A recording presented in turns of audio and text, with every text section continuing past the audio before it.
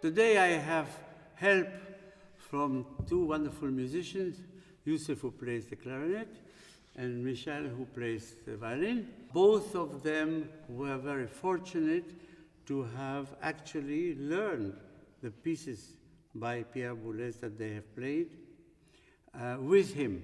Yusuf, we'll start with you. You went to see Pierre in order to learn with him. What impression did you have how was it interesting for you to work with him? Well, first of all, I was very nervous, to be honest, when I went to see him. He was very calm, and but when he spoke about the music, he was so excited and so much love into the details, and yeah, it was very impressive also to see the music from a different perspective, because it's very. What different perspective did he give you? Can you articulate that? Well, it is a very difficult piece, first of all, and I was very much concerned with myself, but he taught me to find the details and more to have not only to express myself, but to create some atmosphere, or the characters make it very different. Can you give us one example of something that you remember that he told you and how you played it? Well, the beginning of the piece is quite fast, and I don't know, maybe it sounded like this.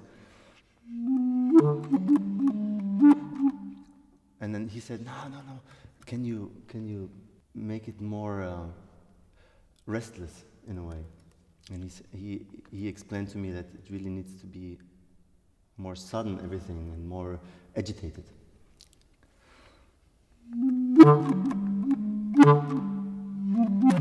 Like really breathless somehow.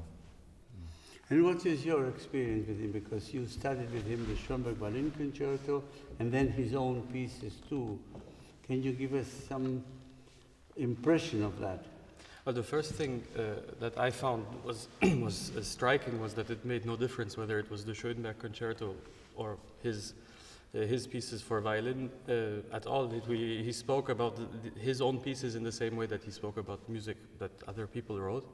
That's the first thing that I found astonishing. In what way did he do that, or what did you find astonishing? Well, because it shows to which degree it's two things. To which degree he knows pieces like the Schoenberg Concerto so intimately that it sounds like he wrote them himself.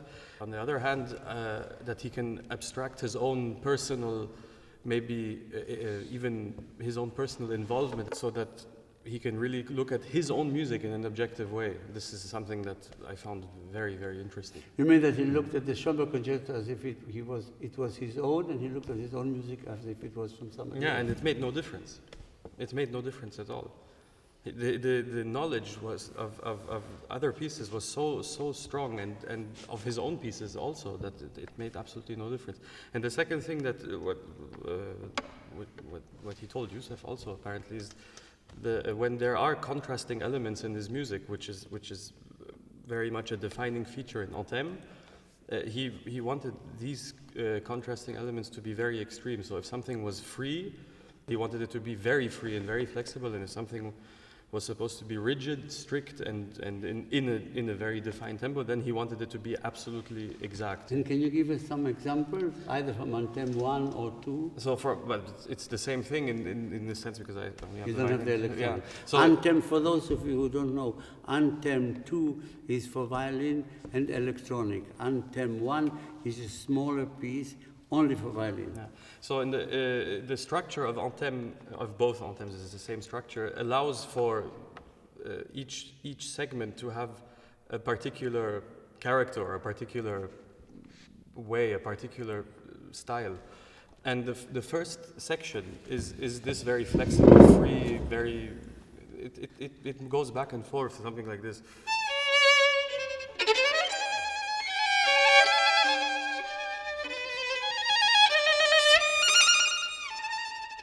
And so on. So this is very free. And the second section is the rigid part, which is strict and doesn't allow for any flexibility.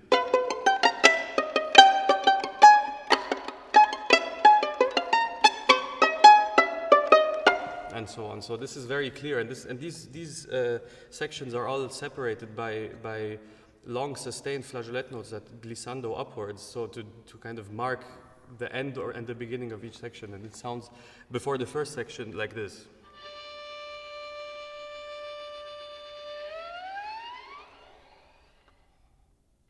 Yeah, and then each section starts after something like this. This is the outline of this piece, if you would. We will talk more about this in the next segment, but I'm very happy that my two colleagues joined me today to speak about Pierre Boulez.